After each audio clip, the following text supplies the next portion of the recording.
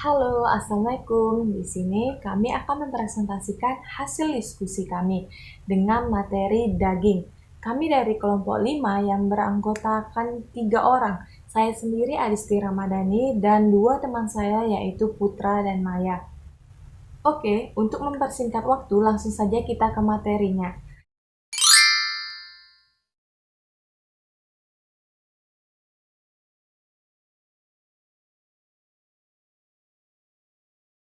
Daging. Tidak asing lagi bagi kita mendengar apa itu daging. Yap, daging merupakan salah satu bahan pangan sumber protein hewani yang penting dalam memenuhi kebutuhan gizi kita.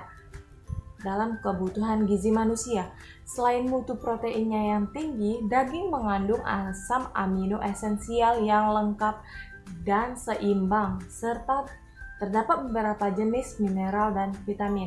Asam amino esensial itu sendiri adalah asam amino yang tidak dapat diproduksi oleh tubuh, sehingga harus diperoleh dari makanan. Asam amino esensial pada protein daging segar yaitu ada alanin, glisin, asam glutamat, dan histidin.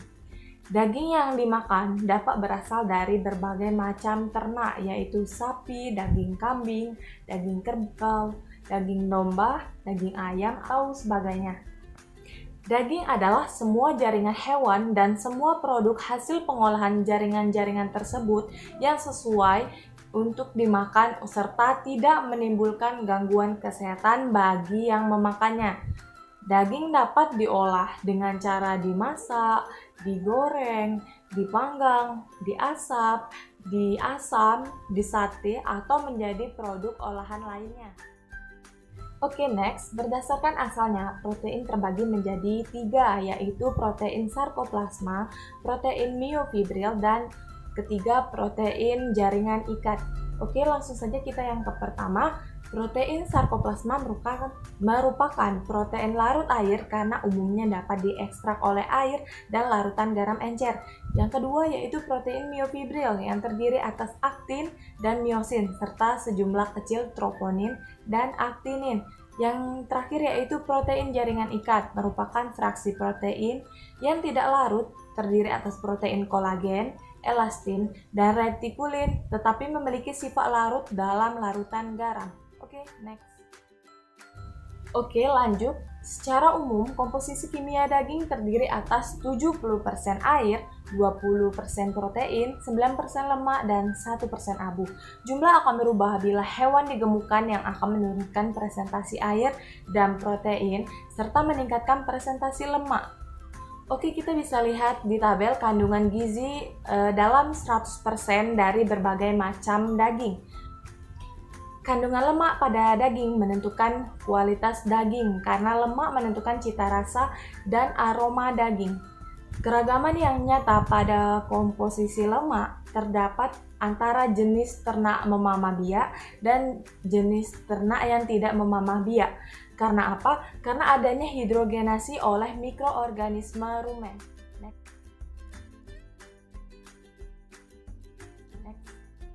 Oke, kita masuk ke sifat fisik pada daging. Sifat fisik pada daging bagian terpenting yang menjadi acuan konsumen dalam pemilihan daging yang berkualitas. Saja kita melihat kualitas daging itu yang pertama kali dari sifat fisik. Menurut Suparno, bahwa sifat fisik daging terdiri atas warna, keempukan, tekstur, kekenyalan, kebasahan, aroma, dan cita rasa sehingga menjadi pedoman dan tuntutan produksi daging. Bisa dilihat ya di tabel warna, tekstur, serat dari berbagai macam daging. Oke, selanjutnya kita masuk ke karakteristik fisik daging yang dipengaruhi oleh yang pertama yaitu pH. Menurut Yanti dan temannya, kondisi sesaat sebelum dilakukan pemotongan dapat mempengaruhi tingkat nilai pH. Ternak yang memiliki stres sebelum pemotongan sangat mempengaruhi tingkat tinggi rendahnya nilai pH daging pasca mati. Menurut Suparmo, tahun 2010 mengemukakan nilai pH lebih dipengaruhi oleh tingkat stres sebelum pemotongan, pemberian injeksi hormon atau obat-obatan, dan individu ternak aktivitas enzim. Pada tahun 2001, Aberli dan temannya menambahkan bahwa sedikitnya glikogen pada ternak berpengaruh terhadap pH akhir daging, dan hal ini tergantung pada kondisi ternak sebelum pemotongan, sehingga memberi dampak terhadap karakteristik daging pasca mati. Oke, selanjutnya akan dilanjutkan oleh teman saya yaitu Maya. Saya Maya Anggraini. Di sini saya akan melanjutkan materi yang sebelumnya dijelaskan oleh Adisti. Sueparno 2005 menyatakan bahwa suhu lingkungan atau penyimpanan merupakan hubungan yang erat dengan penurunan nilai pH daging. Suhu tinggi pada dasarnya meningkatkan laju penurunan nilai pH. Lukman 2007 menambahkan bahwa nilai pH sangat penting dan harus diperhatikan, karena nilai pH dapat menunjukkan penyimpangan kualitas daging yang berkaitan dengan warna, susut masak, cita rasa, dan tekstur. Nilai pH akan mengalami perubahan setelah ternak dipotong. pH daging sesudah disembelih berkisaran antara 6,7 sampai dengan 8.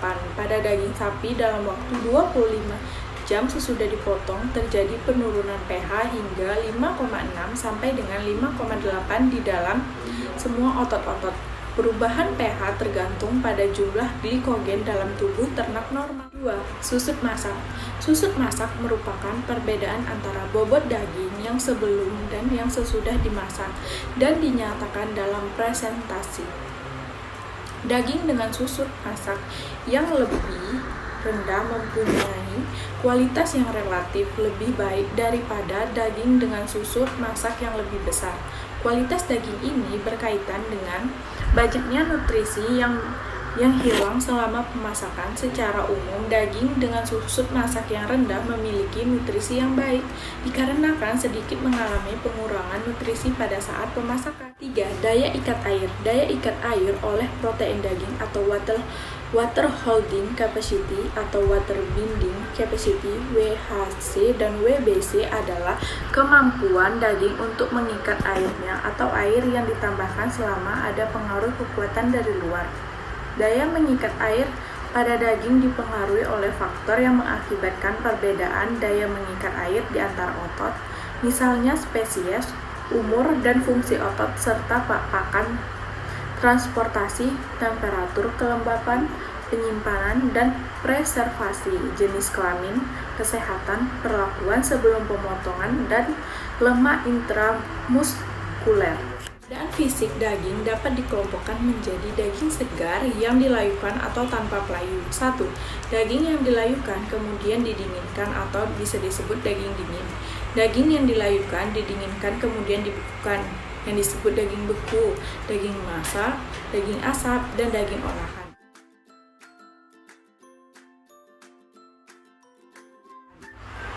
Sifat kimia pada daging. Uji kimia daging merupakan uji yang dilakukan untuk mengetahui kandungan kimia atau nutrisi yang terkandung pada daging dan umumnya ditentukan dengan menggunakan analisis proksimat. Uji kimia daging yang dilakukan pada penelitian ini meliputi kadar air, Ka, abu, lemak kasar, protein kasar, dan energi kotor Ge. Ketersediaan air sangat mempengaruhi ketahanan daging sebagai bahan pangan, khususnya dalam konteks kerusakan mikrobiologis. Air yang terukur dengan metode pemanasan langsung merupakan air yang menguap karena titik didihnya terlampaui, dan air yang hilang selama pemanasan dengan oven dengan suhu kurang lebih 105 derajat Celcius merupakan air permukaan maupun air pada bagian dalam daging. 1. Kadar abu. Nilai kadar abu yang semakin tinggi, maka kandungan mineral akan semakin tinggi pula. Mineral tersebut dapat merupakan garam organik maupun anorganik. 2. Kadar protein. Kadar protein kasar yang terukur secara proksimat sebenarnya bukan hanya fraksi protein, tetapi juga semua senyawa yang mengandung nitrogen. Kadar protein merupakan salah satu indikator yang sangat penting dalam suatu bahan pangan. Bahan pangan yang berkualitas mempunyai kadar protein yang sangat tinggi. Baiklah, di sini saya akan melanjutkan presentasi dari teman saya. Sifat mikrobiologi daging. Daging dan produk olahan mudah sekali mengalami kerusakan karena kandungan gizi dan kadar airnya tinggi, serta banyak mengandung vitamin dan mineral. Kerusakan mikrobiologi pada daging terutama disebabkan oleh pertumbuhan bakteri patogen. Beberapa tanda-tanda kerusakan mikrobiologi pada daging: yang pertama, perubahan warna, yang kedua, menyebabkan bau busuk atau bau tengi, yang ketiga, terbentuknya lendir, yang keempat, rasanya menjadi asam. Daging dan produk olahan yang telah rusak dapat mengandung bakteri patogen. Contoh bakteri patogen pada daging adalah Salmonella sp, Clostridium botulinum, dan Staphylococcus aureus yang dapat menyebabkan diare. Selanjutnya, fungsional. Daging dan produk daging diperuntukkan sebagai bahan pangan fungsional, tidak hanya diketahui dari kandungan nutrisi dan sifat sensoris, tetapi peran fisiologis aktif. Beberapa senyawa bioaktif yang penting dalam daging antara lain asam linoleat konjugasi, cornosin, anserin, karnitin, glutathione, taurin, koenzim Q10, karetin. Penggunaan bioaktif peptida yang diperoleh dari protein daging seperti asam linoleat terkonjugasi memiliki aktivitas antikarsinogenik, antioksidatif, dan imunomodulatif. L-karnitin berfungsi membantu menurunkan level kolesterol, membantu dalam produksi energi dan penyerapan kalsium, mempertahankan stamina serta pemulihan kelelahan.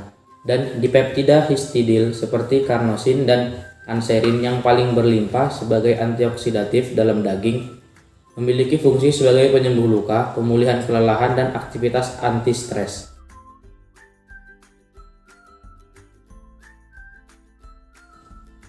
Produk olahan daging. Yang pertama ada sosis. Sosis sebenarnya merupakan daging yang diolah melalui proses penggaraman.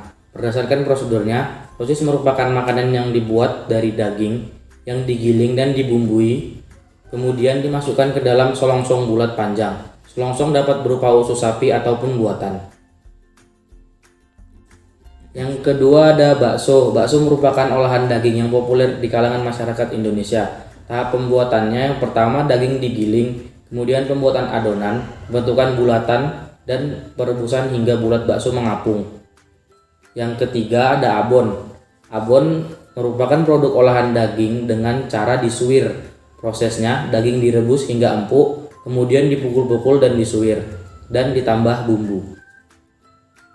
Yang keempat ada nugget. Nugget biasanya dibuat dari daging ayam, tapi semua daging bisa dibuat nugget. Bahan untuk membuat nugget adalah daging, garam, bumbu-bumbu, tepung, kuning telur. Bisa ditambahkan susu full cream, dan lain-lain. Proses pembuatan meliputi tahap penggilingan, pembentukan adonan, pencetakan, dan dikukus selama 45 menit. Yang terakhir ada kornet. Kornet adalah bahan olahan daging yang diawetkan. Pembuatannya merupakan campuran dengan bumbu-bumbu, garam, dan nitrit. Prosesnya adalah kuring, penggilingan, pembumbuan, pengalengan, dan sterilisasi.